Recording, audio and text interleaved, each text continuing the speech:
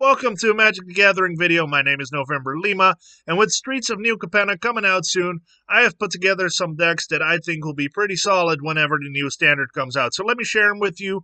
There's going to be 5 decks, one for each 3-color combination of families that's coming out with Streets of New Capenna.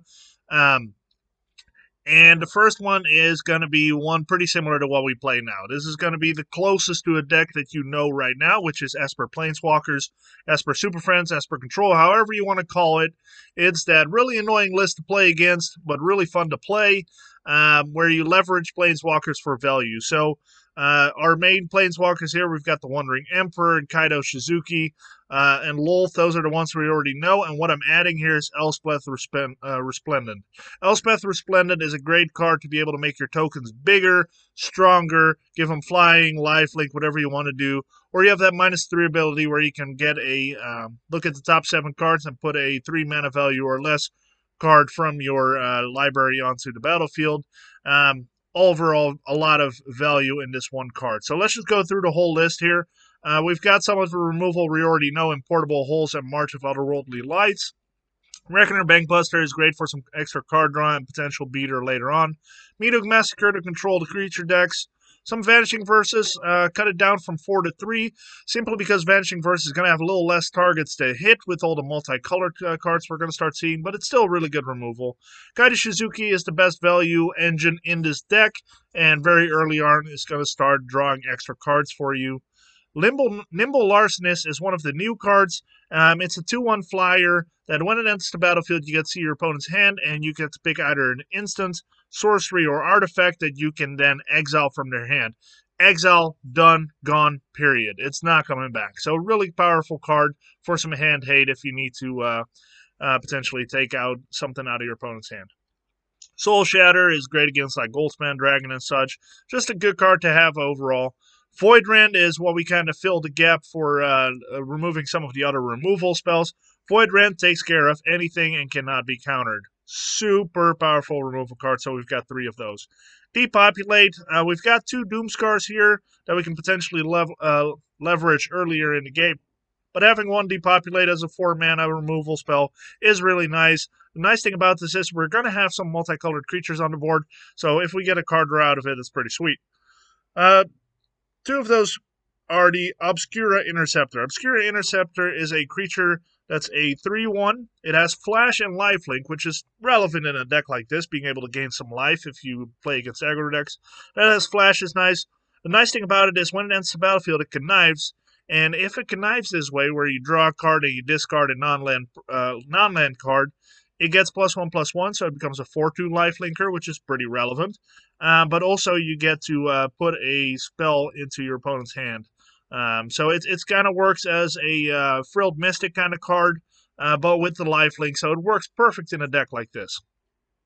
1 Keza Augur of Agonies. It's a 3/4/4/4 that anytime you draw a card, target opponent loses 1 life, you gain 1 life.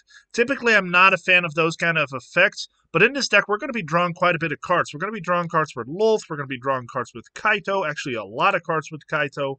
We're going to be drawing cards with Reckoner Bankbuster and potentially with the connive effect of Obscura Interceptor. So we're going to be drawing a lot of cards. Being able to leverage that into life gain and pinging your opponent is going to matter, and it's going to matter a lot if it stays on the board for a little while. Other than that, having a 3/4 on the board is not bad as a blocker either. 4 Wandering Emperors, we have noticed ever since Kamikawa dropped how powerful it is. The Doomskars, and then the Lolths, as I mentioned before. 2 Amiria's Call that can leverage as the 25th and 26th length if we need it. Otherwise, it's nice to get some more tokens on the board. And then we've got our lands. Nothing special here except for the new 3-color land cards here. It's kind of nice because we have the Amiria's Call. If we use those early and we tend to kind of flood out a little bit, then we can start cycling these lands. So overall, really powerful. As for the sideboard, nothing too fancy here from the new set. We have our Duresses, removal spells. I added even the score. If you play against other control decks or other decks like Esper Walkers, having something like this to kind of leverage more card draw could be really nice. We'll see how that plays out. Otherwise, it's not anything too crazy here in the sideboard. So that's my update to Esper Super Friends. The other lists I'm going to show you are going to be a little bit more unique to their own flavor. But for Esper, I think this is a really, really solid baseline. Hence why I went that route. All right, so now we've got the next list. I've got banned counters.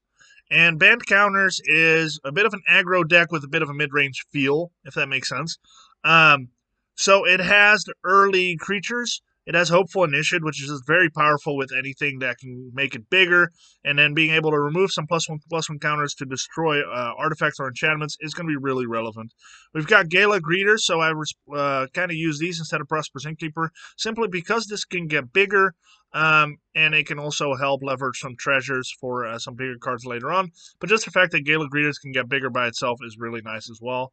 Intrepid Adversaries, it can give itself counters, which is relevant, and also make everything else bigger. Luminarch Aspirant is a great way to spread counters around. Then we've got Broker's Ascendancy. I've got 2 of these. I don't want too many in my hand because it's too slow to play these turn after turn, but if I have one on curve or a little later in the game to start making my stuff bigger, it's really nice. Broker's Charm is probably the best charm of the 5 in my opinion.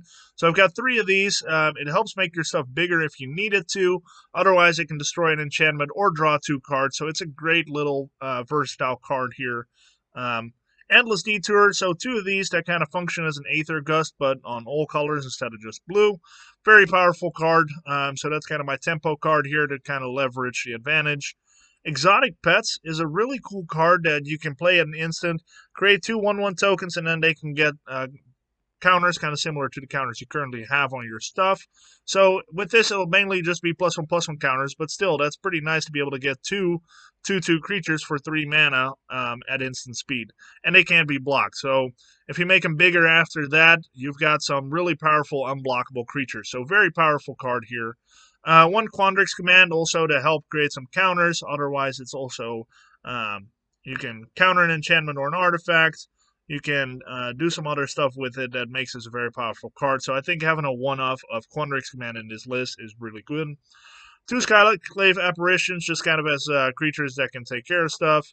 Torrent's Fist of the Angels. I love this card. I played this in Celestia Humans for a while, and it gets very powerful, especially in a list where counters matter, like this one.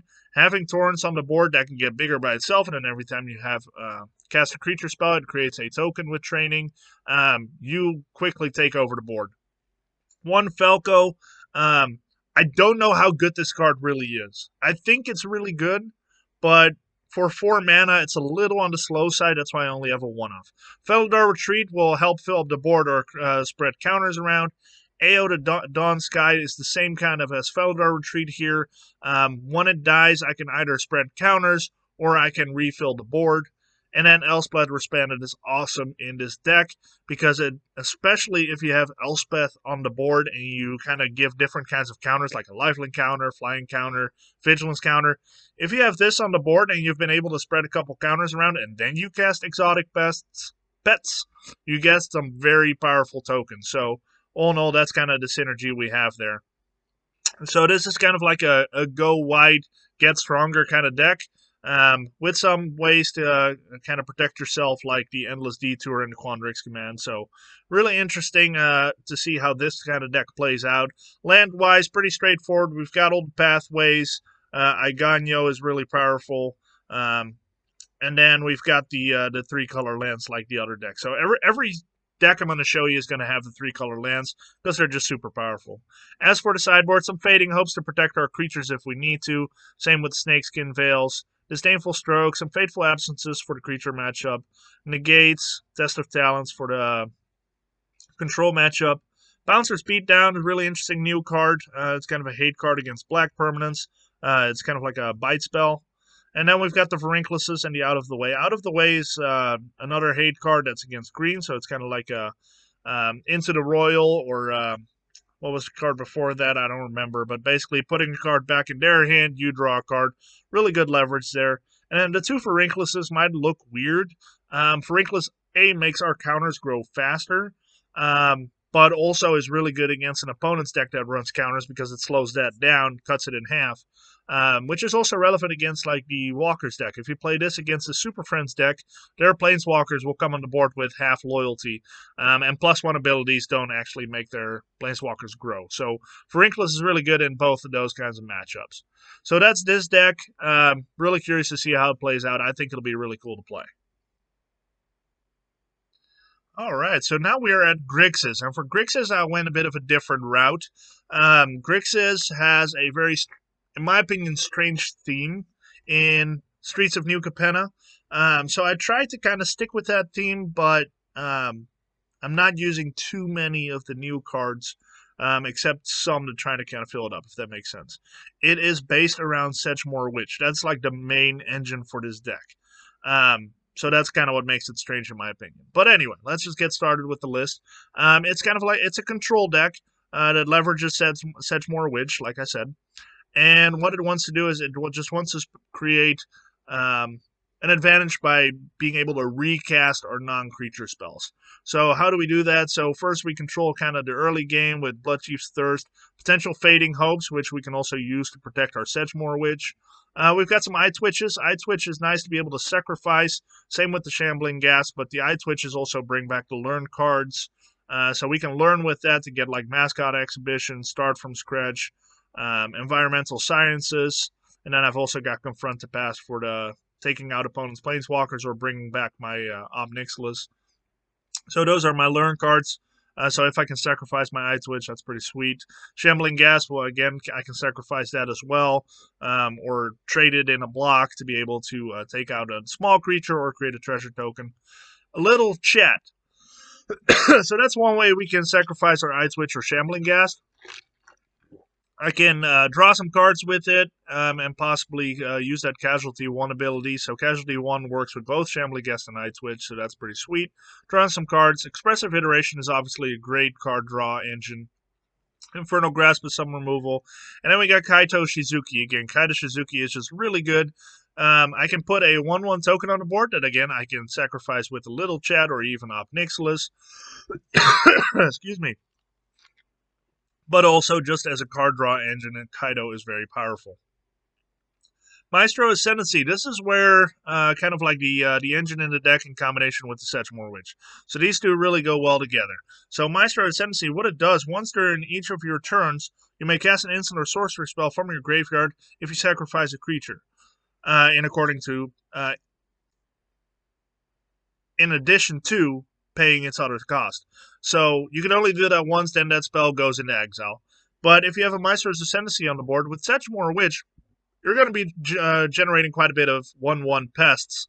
That if you sacrifice it, you gain 1 life. So you sacrifice it, gain 1 life, and then recast one of your non-creature spells. So that could be a Fading Hope, that could be a Bloodchief's Thirst, Little Chat, Expressive Iteration. We've got Maestro Charm here, which is a bit of a all-rounder here. Or Burn Down the House and get like some of my either Devils back. I probably won't use it as a sweeper. It's more to get those 1/1s on the board. Or if I've already cast one, a Mascot Exhibition. Those are some of the cards that I can get back with it. So hopefully generating some additional value there. I do have one Ob Nixilis in here simply because it is a pretty powerful Planeswalker. I do have quite a bit of creatures that I want to sacrifice, so I can easily get a second Ob Nixilis on the board when I cast this. And then at that point, you can start leveraging some advantage as well.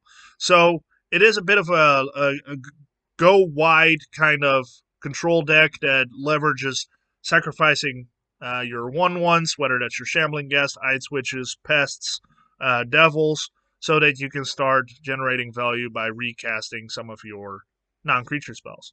To help you cast non-creature spells, I do have Cormella Glamour Thief. That's an interesting 4-drop here. It has haste, and you can tap it to generate some extra mana. And then if it dies, you can return an instant or sorcery from your graveyard as well. So this will also help us cast our non-creature spells as well as potentially get it back. So a little bit extra value there. As for the sideboard, like I said, I have some Learn cards, the Duresses. Torch Breath is one of the new hate cards that works well against blue permanents. Then we've got some of the more common ones that we've already seen. So that's this deck. Again, we've got the 3 color lands here, just like we've had in the other decks. Other than that, that's pretty much it for this deck. It's interesting. I think this one can probably use the most tweaking of what kind of non-creature spells you put into it, but the concept is there, and I think it's going to be a lot of fun to play. So, going on to the next one is Naya tokens. This is mainly a Celestia tokens list and very similar to the Celestia tokens list, but it leverages some of the new cards for some extra power, in my opinion. So, first off, we've got the Gala Greeters. Which, if you're going to generate a lot of tokens, I think Gala Greeters is better than Prosperous Innkeeper because this can trigger 3 times the turn. So it can get a +1/+1 on Gala Greeters. You can have a tapped treasure token and gain 2 life. The tapped treasure tokens will be relevant later on. Whenever I get to one of the other cards. Tangled Florahedron is obviously great for potential land, if not creature. Get Ready Charms. Very powerful in a token deck because you can generate more tokens. You can give all your stuff +1/+1 and trample till end of turn. So if you're already gone wide and you just need to give it some extra oomph, Kept Ready Charm is very powerful. Or deal damage to a creature or planeswalker equal to the number of creatures you control, which with this deck, the purpose is that you're going to have a lot. So Kept Ready Charm, potentially for 3 mana, you can do a ton of damage. Ginny Fae is one of the really cool cards that can go in this deck. If you create 1 or more tokens, you may create instead that many 2/2 green cat creature tokens with haste or 3/1 with vigilance. So with Gala Greeters, by example, you can generate a tapped treasure token, but if you have Ginny Fae on the board, instead of having that tapped treasure token, you can create a 2/2 haste or a 3/1 with vigilance. So that's a really cool possibility there with Ginny Fae. Mage's Attendant. Really cool card because it's a 2/1. It puts the 3/2 on the board, but also a 1/1. So there's your token. And then you can sacrifice that token for 1 mana to counter non-creature spell unless they pay 1. Do they see that coming from a mile away? Absolutely, but they're going to have to play around it. If not, you just have another 1/1 on the board that's possibly going to get bigger with like Kept Ready Charm, Wedding Announcement, or some of the other effects that you have. So really cool card in a deck like this. Skyclave Apparitions 4-up because that's our main removal. We don't want to run too many straight-up removal spells. We want creatures because we benefit from going wide in a deck like this. We got the Wedding Announcement, which is obviously one of the best cards to have in a token deck. Welcoming Vampire. We're going to have a lot of creatures, power 2 or less, if not all of them. So Welcoming Vampire is going to be great to be able to draw a card every turn. Witty Roastmaster. It's a common, but it's very powerful in a deck like this. I got 2 of them, so anytime a creature enters the battlefield under your control, it deals 1 damage to each opponent. So with a deck like this, we're going to be having a lot of creatures enter the battlefield. If you can ping your opponent for 1 every time you have a creature enter the battlefield, that's going to add up quickly. So this puts a real clock on your opponent. A Seeker's Chariot for obvious reasons. Legion Angel. Now we've got the 2 Starnheim Unleashed. Starnheim Unleashed is also very powerful. And this is also where potentially the tapped treasure tokens can come into play. Or even Ginny Fae. So let's say the one thing that I dislike about Starnheim Unleashed is the fact that your angels don't have haste. Angels never have haste, so it makes sense. But having, sinking a ton of mana into creating 4/4 angels only to see them get Meat Hook massacred or board wiped the next turn is incredibly frustrating. So maybe instead of 4/4 angels, you downgrade them when you play this, and you create a bunch of 2/2 cat hasters. That might win you the game if you can haste with a bunch of 2/2s instead of some 4/4s that you have to wait a turn to attack with. So just something to think about. Otherwise, just being able to generate a ton of angels because you have all these treasures from Gala Greeters, where you get a treasure once a turn per Gala Greeter, can be really powerful as well.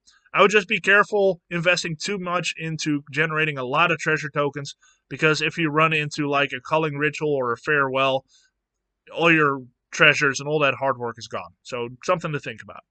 Wandering Emperors, just great to generate some tokens or exile your opponent's stuff.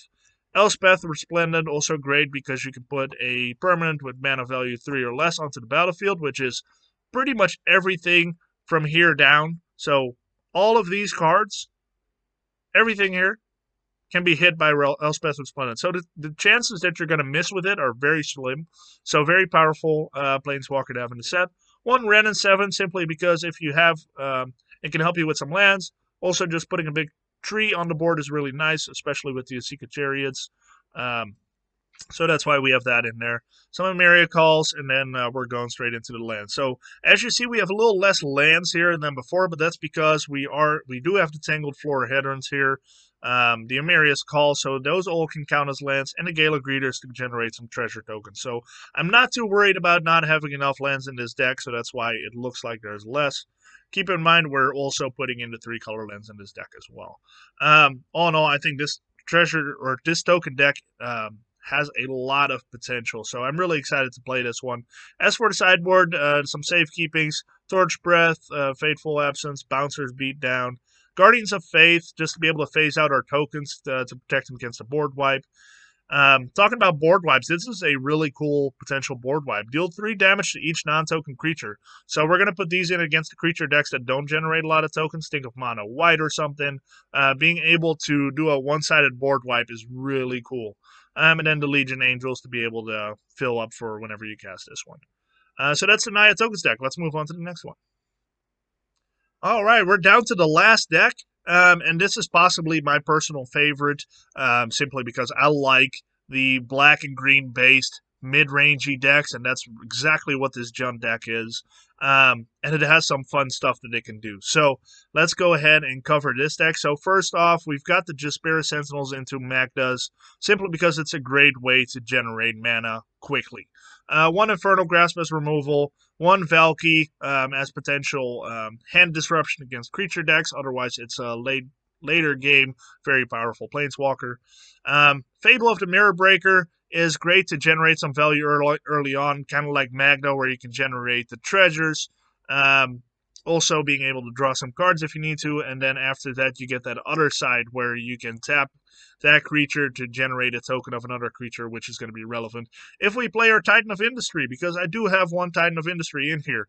It's going to be pretty easy to cast. Easy, I'm going to say like this, because it is 7 mana, but we're going to generate a lot of mana with Jaspera Sentinel, Magda, Fable of the Mirror Breaker, and some other cards like Goldspan Dragon that also generates treasures. So we're going to have a lot of treasures. We're going to have ways to make our treasures be more valuable, like Goldspan Dragon. So Titan of Industry is going to be very castable. And then if we do, and we get to copy it with Fable of the Mirror Breaker, it is super satisfying because it is a very powerful enter the battlefield card. So we have 1 Ob Nixilis, the Adversary. I don't like to put more than 1 in until I kind of see what it does. To me, it's a bit of an underwhelming planeswalker, but if it comes in multiples, which with the token it does, it can start really putting a clock on your opponent and really mess him up. So having 1 Ob Nixilis in here is really nice. Plus, that token copy you create, you can copy with Esika's Chariot. So that's why Esika's Chariot is here too, because it can start generating some additional tokens. Copies of Ob Nixilis, the Adversary. Something I had a question on my YouTube whenever I covered my top 10 list.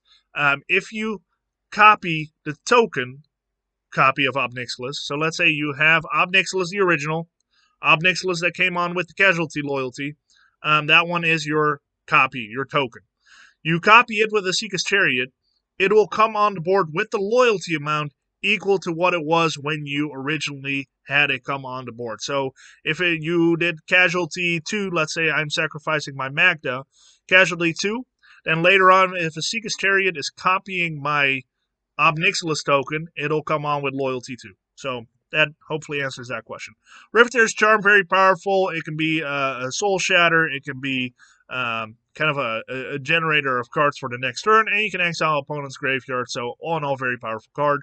Shakedown Heavy is another card here that initially I thought was unplayable. Then I saw a video of Power Dragon, and he made a very good point. It's a 6/4 that you have to deal with somehow, because it's a 6/4 mana, so it's going to do a lot of damage if you let it. Otherwise, your opponent can choose to not have it attack. It gets untapped, and you draw a card instead. So, if anything, if I can't smash my opponent in the face with this 6/4, at least I get card draw out of it and use it as a blocker.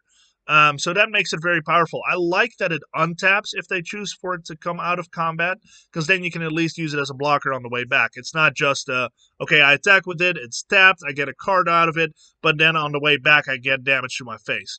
So I like the design of this card, and I think it works really well in a mid-range deck like this, where I do want to generate some value. If I don't get the 6 damage to the face, at least I get a card out of it.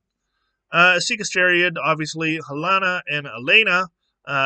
Very powerful card, can generate some extra value in making things really big. Emberstorm Predator, very powerful card, hates on the graveyard a little bit too. Unleash the Inferno, I've got it as a one-off. Very powerful removal spell. I cover it in my top 10 for standard cards, so if you want to hear me speak more in depth on this card, check out that video. Sea Authority's Envoy. Very interested to see how this card plays out.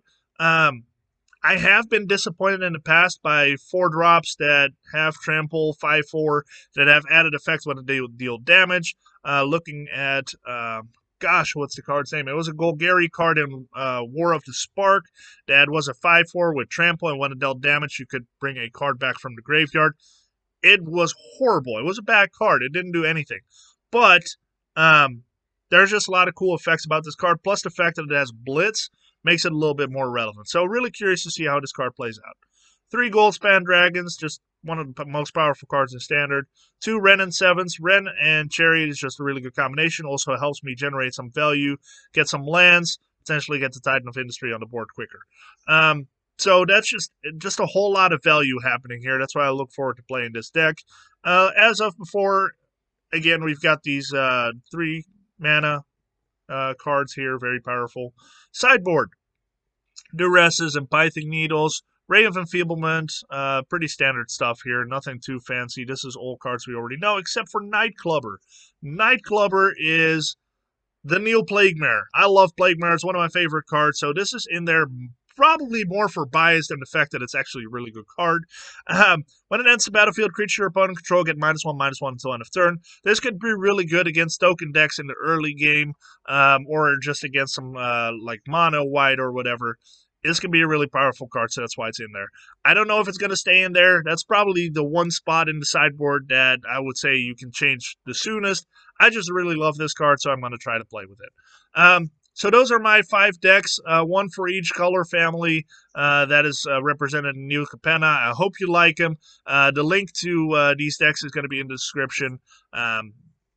And if you try them out, let me know how they play out for you. If you have some other ideas about some of these cards, let me know in the comments. And otherwise, I'll just see you guys on the next video. Enjoy New Capenna when it comes out, and thanks for watching.